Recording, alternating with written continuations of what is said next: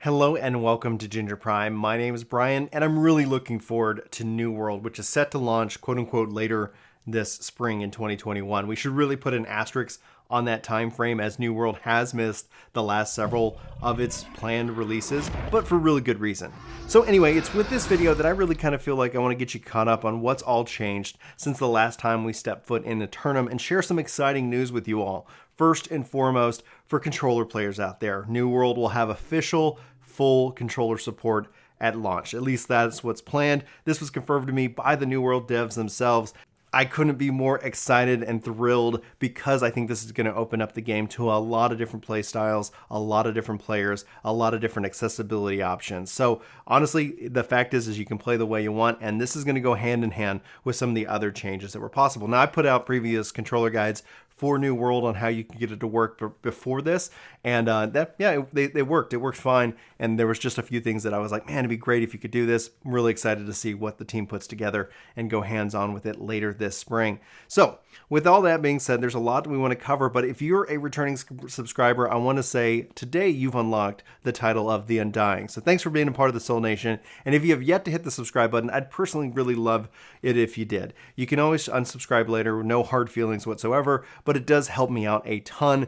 And honestly, YouTube has no problem putting the videos out in front of people. I can see that easily in the stats, but if you hit that subscribe button, it really does go a long way in helping this channel grow and helping people find these videos that hopefully will find some use and some value in them. That's the whole point of it. But let's go ahead and dive in and talk about what's changed since the last time we played New World. So there's some really exciting news. Back in October, they added a spear as a new weapon, but beyond the spear, they made a really big requested change from the community itself. Personally speaking, you now have the ability to have 9 skills. Prior to that, you had 3 weapons and you had 3 skills per weapon, but if you ever used a skill, all that skill in the same spot would be on cooldown. Now you can easily have cooldowns per each weapon for those different skills, which I think will make combat a little bit more fast and fluid, a little bit more weapon swapping and changing, rolling in and out, kind of putting your own combos together to create your unique builds, hopefully, and all the enemies get adjusted to account for that. Otherwise, you could see that the thing is you want to have a nice challenging fight that takes advantage of this kind of roll and dodge system. Speaking of rolling and dodging, you can actually now get a free roll and dodge, basically preventing you from getting stun locked. And they were making some changes that we'll cover here more in terms of combat in just a little bit. And plus, they're continuing to update the threat system regarding enemy AI, along with other updates. But the big updates actually started happening in November and in December. And so in November, we saw the Secrets of the Swamp November update, which included a new high-level zone called Reekwater. This is essentially where you're starting to see a little bit more unique design in the hamlets that they have created. But, we can actually talk about why. Originally, they were planning on having all the towns being player built, and that does excite me as a player who wants that sandbox and that really custom and kind of impact feeling on the world. But I think obviously that was scrapped, and in haste, you see a lot of copy pasta in terms of the hamlet design. So hopefully we'll continue to see more unique layouts for the different cities that you go and you run into and play around with. Now, they've also gone ahead and added in new enemies. So obviously, new zones, you want to have new creatures to test your skills. So they've added the following: 4 swamp dryads, undead pirate brute, 2 swamp fiends, creepers, suffrage of the elders. In this case, just to explain what that is, it's a swamp version of the beast that pulls minions from the ground and throws a mean spike. And then you have protector of the source. This is a boss version of the suffrage of the elders, which increased difficulty. The projector consumes minions to grow stronger, and that throws out homing spikes. So I love having the concept of named, or like from my Final Fantasy XI background, NMs, named monsters, notorious monsters in this case. Here's also one of the things that I thought was kind of strange and missing from the preview is it felt like this game would be perfect for having fishing. Well, good news. They've now added a gathering skill for fishing, in which that they've added a wide variety of fish, both for fresh and salt water. And they've added fishing rods with a new tree for an engineering trade skill. So you can actually have 5 tiers of fishing rods can be crafted, and there are 11 unique perks available for these fishing rods. And they've also added fishing hotspots, which is going to increasingly rate the bite speed and the rarity of the fish. And your ability to find these hotspots will increase as your fishing skill increases. And that's one of the things I really liked about it. Increasing your gathering and all your different skills increased just how the game responded to you, making it easier to hunt different enemies or monsters or find wildlife and things like that. So I really appreciated how there was a synergy in that system itself. And obviously by fishing, you can use that fish to gather and cook and do different things like that. So I think that's going to be important how that all gets generated. Now, again, back in November, they added a new threat system. They really kind of want to focus in on how enemies are going to be threatening and also how this is kind of going to work with party play. So healing and blocking actually now generate threat. Makes perfect sense. The fact that they didn't was a little bit weird. The sword mastery tree has actually been updated and to make 2 abilities to generate threat. So they added a taunt to shield bash, and they also added an AoE threat bonus to intimidating rush to the sword mastery system.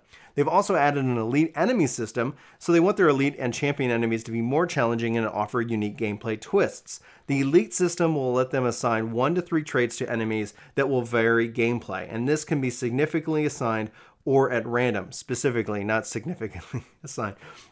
There are 3 categories of traits: offensive, defensive, utility, and they're going to keep adding traits over time, thus bringing in more replayability and enjoyment. They've also added an inherent elite buff that all elites and champions will get. This buff will make grid attacks unbreakable, but it reduces the block damage they do. So this is going to allow tanks to be able better to handle multiple enemies. And the difficulty for level 50 combat has been increased across the board, so note that this will require even more tuning moving forward as they continue to refine the endgame. So regarding weapons and balance updates with targeted healing, this is something that I know as I was playing as a healer a little bit, it was very difficult to heal, especially of course I was doing it on a controller. Granted that, yeah, it probably wasn't ideal in the situation, but essentially when Healing Pulse or Divine Embrace are activated, the friendly player closest to the caster reticle will be locked on. Pressing the left mouse button will cast the heal ability on the target. The target lock will disable after the cast is complete, and target lock will be switched to other friendly players using the mouse wheel up or down, or by moving the mouse in the direction of the next friendly player. Target lock can be switched to manual targeting by pressing the middle mouse button wheel, and the lock can also be canceled by the cancel healing of the ability. Users can also self-cast healing spells by holding the control and pressing the ability key. And note that future builds will actually further refine targeting, healing, and modifying the HUD to easily identify healing targets in and out of groups. They've also added a critical hit system. One of the things that was really cool was the fact that headshots actually counted for something. So there was that aspect, but this is in addition to that. All weapons have been assigned a critical hit chance. Currently, they range from 3 to 5% depending on the weapon, but expect more variation in weapons focusing on critical hits in the future.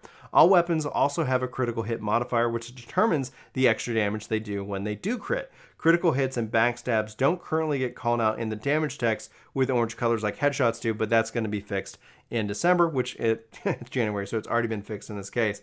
And then they have a couple other options of different changes regarding some adjustments, but that's not necessarily important because a lot of those numbers are ultimately going to change. Then in December, they added the Forge and Fury update. This is where we see the Great Axe make an introduction. So not only have we gotten the Spear, but now we also get the Great Axe. This is essentially going to have 2 different paths for you to level up. The Marauder, the weapon mastery tree, is going to focus in on high damage and multi-hit abilities to hack and slash your way through foes. Then you have the Reaper weapon mastery tree. This is going to focus in on crowd control and escape prevention. These skills will help you control the flow of battle while your abilities to dispatch those who have been caught up in your grasp. Then in December, they also added PvP duels. I think this is important, and we'll probably talk more about the PvP system and changes there within, my thoughts on it down the road, but they want to give players more fun and consequence-free way to practice PvP in combat. This is something that I really was wanting in the preview. So duels can be initiated by any player over level 10 regardless of faction and PvP flag status. Duels cannot be initiated in settlements or during warring or invasions. Players can initiate a duel by hovering over another player's name and in chat, or the social menu and clicking invite to duel, or by entering /duel player name in chat. And outside interface will actually end the duel, and duels can also be for that of a group. So you can have 5v5 duels if you so choose. Really excited. That's going to be, I think, a lot of fun. They've updated the shield. They've added a tower shield, so you can unleash your inner. You can unleash your inner legionary with the new tower shield, the biggest and most powerful shield in the New World to date. And the tower shield can tank all but the greatest blows from your enemies. And then they also added some more quests, and they updated different things to the shield mechanic. You can see the tower shield right here, obviously a full body shield to protect you in combat. So more combat changes. They've removed interrupts from light and heavy attacks for all weapons. Light attacks actually now have chains or strings of attacks that culminate in an ending attack, after which there will be a slight delay before the chain begins again. For all weapons except for the hatchet, light attacks chain together twice. Hatchets chains 3 light attacks together before resetting the chain itself. The number of frames which a player is committed to in their own light attacks and heavy attacks, quote-unquote, locked frames, has been reduced, allowing players to head into the next action or ability more quickly. Note, this patch note has been updated to accurately reflect the change made on the release, and they apologize earlier for their confusion. Now, adjustments input buffers so delay actions happen less often. So what is an input buffer?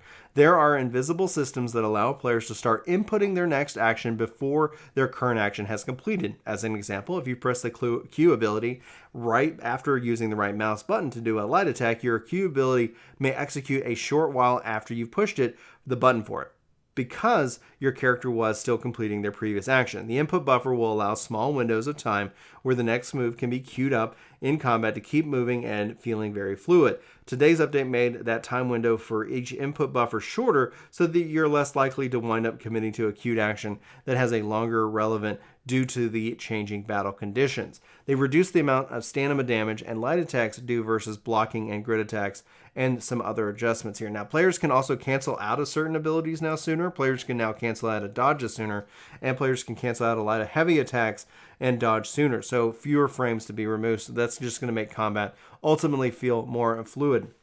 Ability differentiation.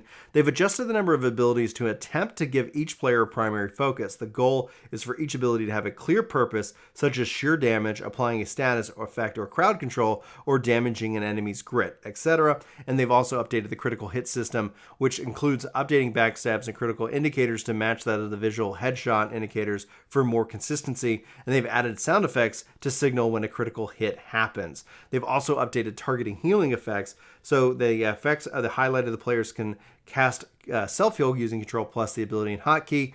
They've added new visual effects to highlight which players is currently being targeted, and added options to gameplay settings menu to allow players to customize their healing experience. Specifically, these settings allow players to refine their settings for how healing spells are targeted, and so much more, along with some updates to the UI and various progression. I'm not going to dive into that right now because all that could be changed here in the next patch itself when it comes down to like, oh, we've adjusted the experience by 2%.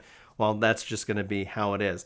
Guys, I really can't wait for more New World. I am itching for a access. I'm itching for official release, and this is definitely one of those games that is hot on my radar. I really hope they knock it out of the park. I loved what I experienced, and I just wanted more of it. And yeah, I think that's going to be the case of it. I obviously am rooting for devs. That's just something I do. These people are working incredibly hard, and hopefully are going to deliver a great experience for everybody to experience here soon.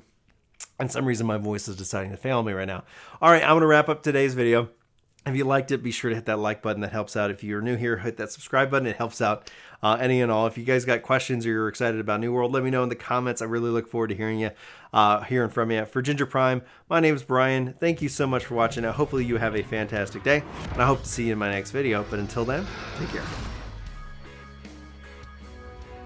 This video is sponsored by me, Ginger Prime. Hopefully you'll check out my podcast channel, Ginger Gaming Radio, which we have lots of guests, lots of great conversations, and even more highlights. Links are in the description below. Let me know what you think. Thanks.